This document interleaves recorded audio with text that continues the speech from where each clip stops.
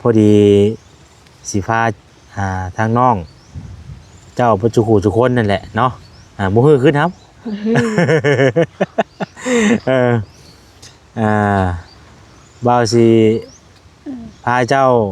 ไปซื้อเครื่องไปเลือกเครื่องเอาเองเลยอยู่โรงเรียนพุ่นไปบ่ไปเนาะให้อีเมลมาก่อนให้แม่มาก่อนเนาะให้แม่มาก่อนจะพากันไปแล้วอยากไปสูบน้ำเลย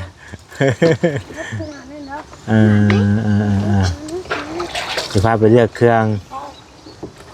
ซื้อเครื่องคนละ3 ชุดเด้อเลือกเอาเองเลยมักตัวใดมักแบบใดเลือกเอาเองแล้วก็เกิบคู่นึงเนาะเพราะว่ามีทางผู้ใหญ่เนาะใจบุญหรือว่าทางไอฮักคือเราเนาะทางมาแซนอยู่ต่างประเทศเพิ่นแหละเนาะเพิ่นได้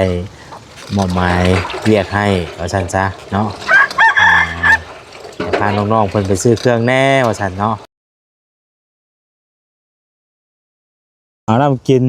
บ่ได้ตักน้ำใส่แต่ตักน้ำกินบัดนี้เนาะโดนบ่าวเท่านึงบ่ใช่น่ะโอ้น้ำสร้างบ่นี่แม่น้ำสร้างโอ้โดยไปเยี่ยมหมู่ใครแหละเด้อเอาน้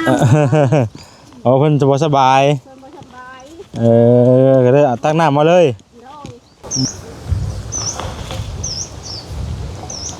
พี่น้องเอ้ยเปิดภาพเปิดคลิปมาเมื่อนี้พี่น้องเอ้ยเนาะ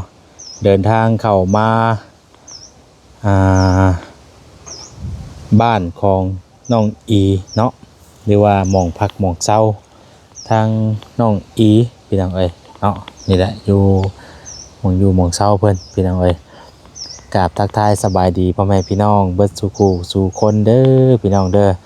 บ่ว่าสิอยู่ฝั่งลาวฝั่งไทยต่างประเทศเนาะก็ยินดีต้อนรับทานเข้าสู่ซ่องบ่าวแสนอีกแล้วเนาะพี่น้องเนาะพบพ่อกันมื้อนี้ตอนเช้าๆพี่น้องเอ้ยมาฮอดแต่เช้าแน่มื้อนี้เนาะ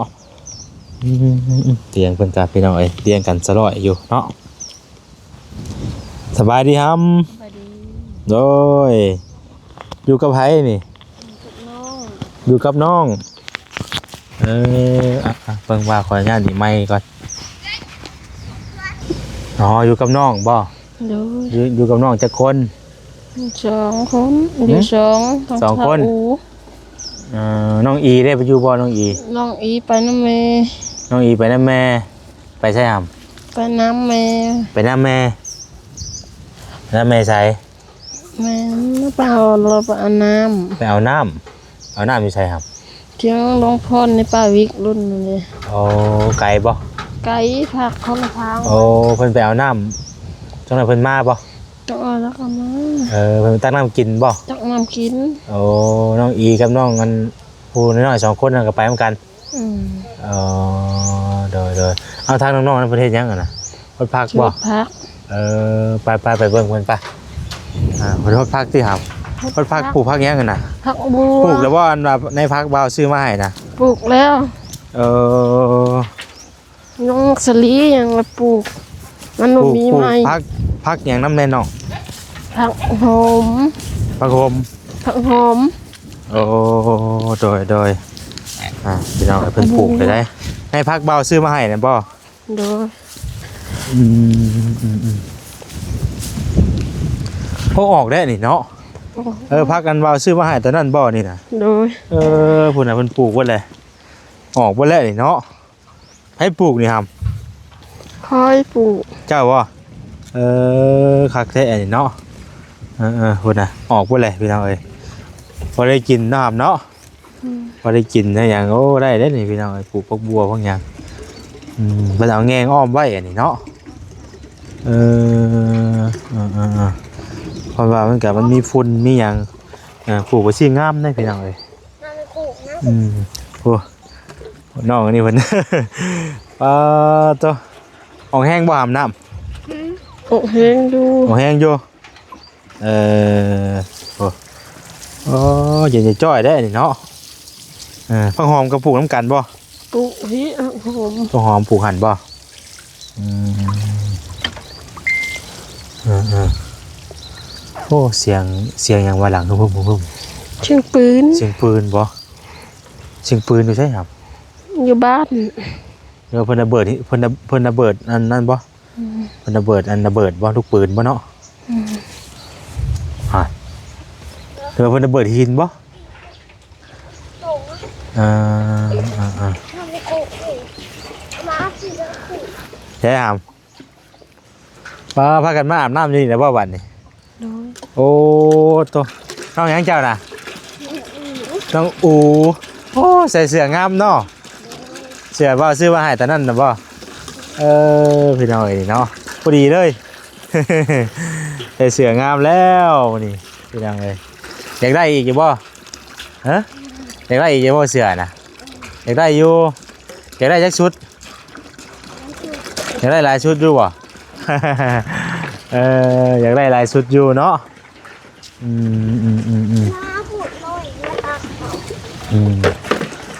โอ้หนุ่มเต็มไว้ดีใส่เนาะอันน้ำมันเย็นอยู่พี่ดูน้องอียังบ่ทันได้มาเนาะก็ได้ถ่ายน้องอีน้องอูมาก่อนน้องอันมาก่อนนี่ว่าเกิดว่าซื้อให้เมื่อนั้นบ่ไผใช้ตัวนี้เจ้าบ่ถึกบ่พอดีบ่นี่มานั่งอยู่ด้วยกันนี่3คนนี่ว่าสิมีแนวเว้าสิฟังนี่พี่น้องเอ้ยมีแนวเว้าสิฟัง เดี๋ยวมื้อนี้บ่าวเดินทางเข้ามาแต่เช้าแน่มื้อนี้พอดีสิพาทางน้องเจ้าปัจจุกูทุกคนนั่นแหละเนาะบ่ฮือขึ้นครับ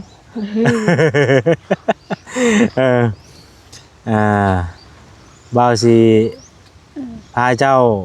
ไปซื้อเครื่องไปเลือกเครื่องเอาเองเลยอยู่โรงเรียนพุ่นไปบ่ ไปเนาะให้อีเมลมาก่อน ให้แม่มาก่อนเนาะให้แม่มาก่อนจะพากันไปแล้วอยากไปสูบน้ำเลย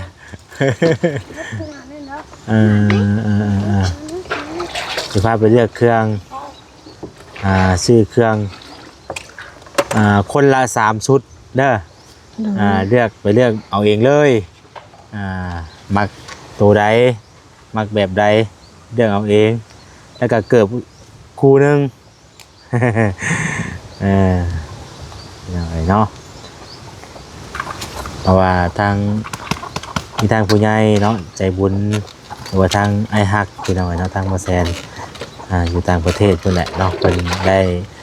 มอบหมายเรียกให้ว่าซั่นซะเนาะ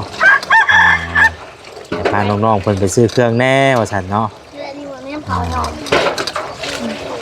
หลังจากที่ว่า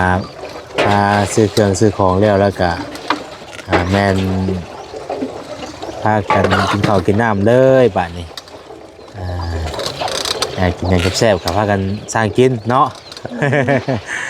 เลยบรีบ่ได้เข้ามาบ่บ่ได้เข้ามาจักมือแล้ว ไรมืดมือน่ะมามืดแล้วบ่ได้แว เอาแล้วมามืดบ่มันมาค่ำบ่มาค่ำแล้วบ่ได้แว โอ้มาค่ำแล้วเลยบ่ได้แวเนาะใกล้สิได้แล้วบ่หำ ไปแล้วนะ น้ำก็ออกแห้งอยู่ได้เนาะ ตกแห้งดู น้ำใสคักซ้ำน่ะถ้าตัวคักดีไก่ก็มีเนาะเลี้ยงไก่พร้อมอยู่ให้อยู่หน้าเลี้ยงไก่ก็สะดวกสบายอยู่แบบพี่น้องเนาะเลี้ยงเป็ดเลี้ยงไก่เลี้ยงหันเลี้ยงนี่ก็สะดวกสบายอยู่บัวสวนเพิ่นนี่ก็ยังเพิ่นก็พากันเฮ็ดอ้อมไว้พอได้หันมาบ่ให้งัวมาเข้ามาเอามีทหารแม่จะมาก่อนเนาะแล้วยังกินกับข้าวบ่นี่ กินน้ำ ฮะขัวไข่โอ้ได้ขัวไข่ได้ขัวไข่เพิ่นมาทางใดครับ ใคร แม่จะมาทางใด ทางนี้ มาทางนี้บ่ เลย เอาเพิ่นสิฮู้อยู่ว่ามานี่เนาะ ฮู้ อ่าไปนำเพิ่นบ่เนาะหรือว่าเพิ่นกำลังมาเรียกว่าเพิ่นมีฮะเพิ่นมีคนเล่นอยู่พุ่นบ่ มีน้องอีไปน อ๋ออีเพิ่นไปนำน่ะบ่ ำไปนำแล้ว พี่น้องเอ้ยเนาะเอาซะพี่น้องเอ้ยเดี๋ยวจังว่ากันเดี๋ยวถามเพิ่นมาก่อนเนาะ สิพาน้องๆไปใส่ชุดตัวอันบ่าวซื้อมาให้มื้อนั้นเด้อไปเด้อใส่เสื้อผ้าใส่เกิบผู้นี้ได้แล้วผู้นี้ใส่เสื้อนี่แหละไปพี่น้องเอ้ยใส่เสื้อนี่ไปแล้วก็ใส่เกิบไม่ไปมื้อนี้ยังตัวละล้อได้เข้าในเมืองบ่เนาะ เข้าในเข้าในเมืองใส่ตัวละล้อได้บ่ เลยน้องอูกำลังสิปิดไว้ยันไก่เข่าว่าไก่สิเข่าได้เนาะมันสาพักมนไปแล้ว พอดีกินจำได้พักยอดจำมันไก่เข่าแล้วมันโอ้มันสาหมดแล้ว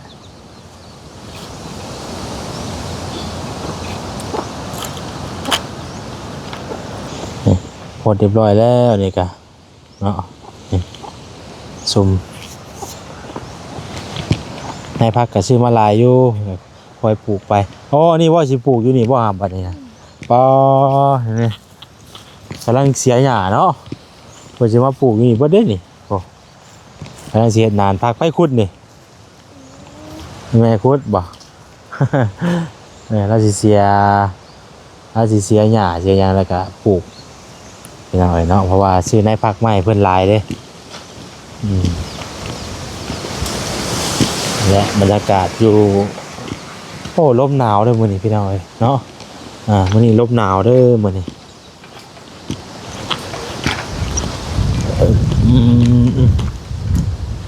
ลมหนาวมื้อนี้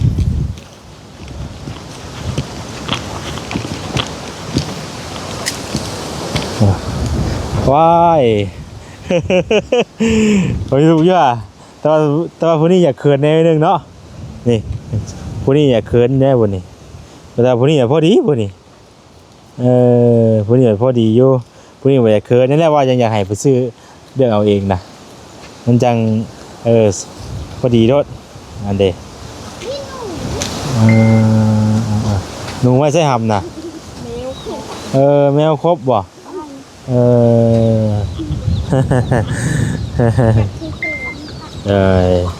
ใส่เสื้องามซ้ำบาดเนี่ยว้ายพี่น้องเอ้ย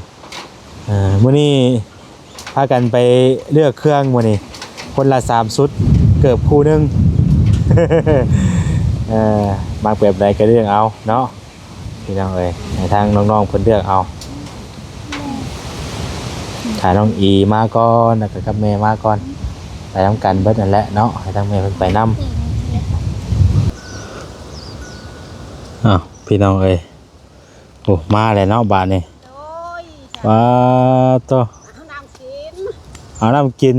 บ่ได้ตักน้ำใส่แต่ตักน้ำกินบัดนี้เนาะโดนบ่าวเทื่อนึงบ่ใช่น่ะโอ้น้ำสร้างบ่นี่แม่น้ำสร้างโอ้โดย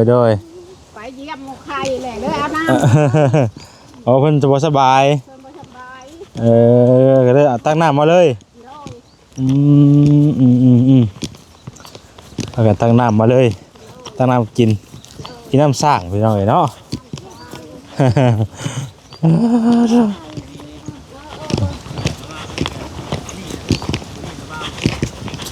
ตักน้ำสร้างมากินพี่น้องเอ้ยต้มอยู่บ่แม่กินเลยมันบ่ เพราะว่าน้ำสร้างมันสะอาดอยู่แล้วเนาะมันก็บ่อยากคือว่าแล้วมันก็ซ้ำเพิ่นพาว่าแล้วก็เฮาก็เคยกินอยู่ว่าซั่นซะว่าจังได๋พี่น้อยแต่ก่อนก็แต่ข้าวนั่นก็ยังกินอยู่ปัจจุบันนี่ก็ยังกินตั้งมาใส่ถังไว้ใหญ่ไว้บ่นี่นะ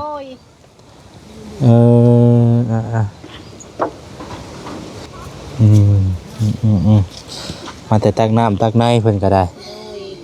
แล้วก็ใส่ถังไว้ใส่ถังเก็บไว้เนาะนี่ดิ เพิ่งเติมแม่ใบตักไปเนี่ยนี่แหละตักเอา สีน้ำก็ประมาณนี้แหละพี่น้อง โด เนาะ ยน้ำดินดาก สีมันก็คือจะออกคือน้ำเผาเนาะ โดย น้ำดินดาก ยังบ่ทันมีไผเข้ามามื้อนี้เนาะ ยัง ยังบ่ทันมีไผเข้ามาพี่น้องเอ้ยเพิ่นก็ได้น้องอีมื้อนี้บ่าวสิพาไปซื้อเครื่อง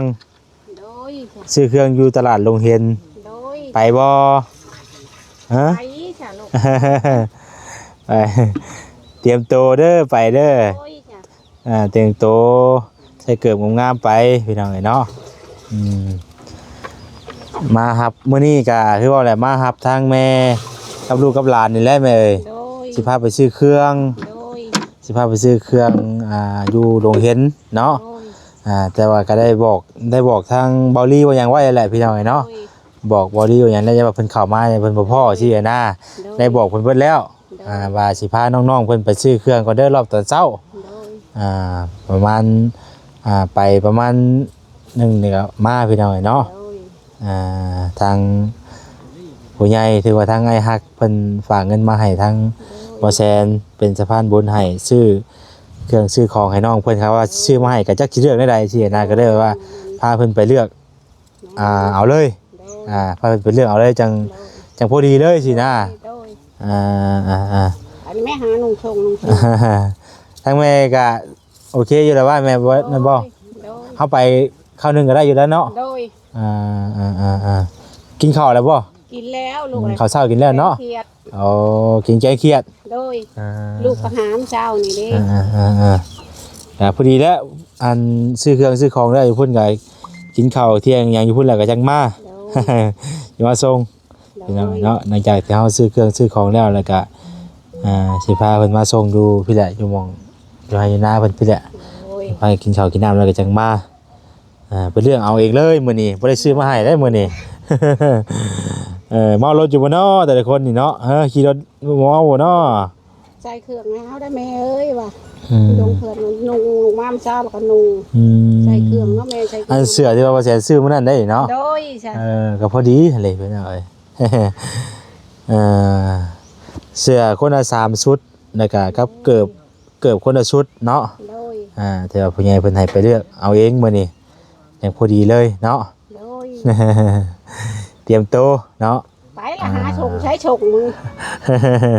ไปนุ่งเบิ่ง โอ้สินแต่นี่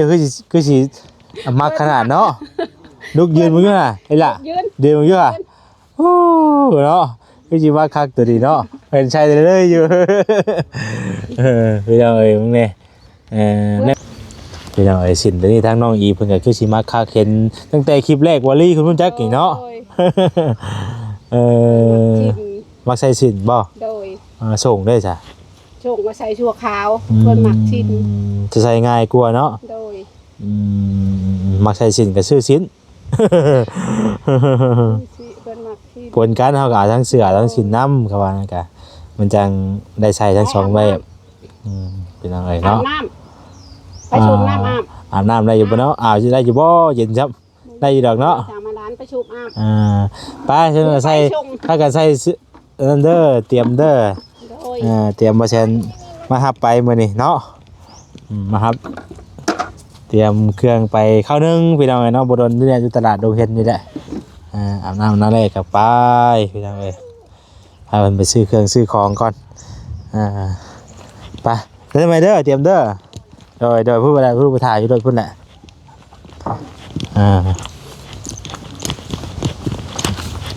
ทางน้องๆเพิ่นทางนี้ก็คือสิแล้วแหละพี่น้องเอ้ยเนาะทางนี้แล้วแต่โดนแล้วทางนี้ เตรียมตัวแล้วแต่โดนแล้ว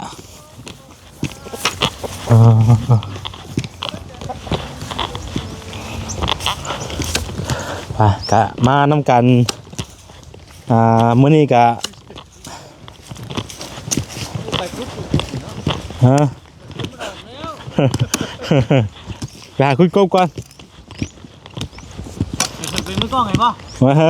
สั่งก็ได้คือกันตั้งกล้องบ่สบายดีเด้อสบายดีพี่น้องเนาะทางบ่จิตบ่าวสาลีบ่คำเนาะ มื้อนี้ก็คือทางทีมงานเฮานัดกันบ่ทุกคนพี่น้องเนาะพูดแหละเพราะว่าสิพาน้องเพิ่นไปเลือกเครื่องซื้อเครื่องเนาะ พร้อมแล้วบ่ ซื้อเครื่องซื้อของแล้วก็หลังจากนั้นแล้วก็สิ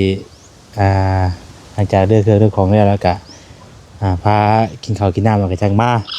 เลยเลี้ยงกับข้าวทีมงานเลยมื้อนี้ก็เนาะทางบ่าวต้าบ่าวเวียดเพิ่นก็เพิ่นตามรังขึ้นมาพี่น้องเนาะเพราะว่าเพิ่นก็สิถ่ายอยู่นอกพุ่นแหละเฮาก็ไปบ่ได้เข้ามาเฮาก็บัดอยู่ดอก2คันเขาถ่ายอยู่นอก โดย ไปซะเด้อ คุณกุ๊บบ่ ติคุดกบก่อน คุดกบก่อนเลยพี่น้องเอ้ยเอาซะอยู่ดีมีแห้งว่าจะขู่ทุกคนสำหรับคลิปนี้นำลาไปก่อนติดตามในคลิปต่อไปเด้อพี่น้องเด้อบัดเตยพาน้องๆเพิ่นไปซื้อเครื่องซื้อของเนาะ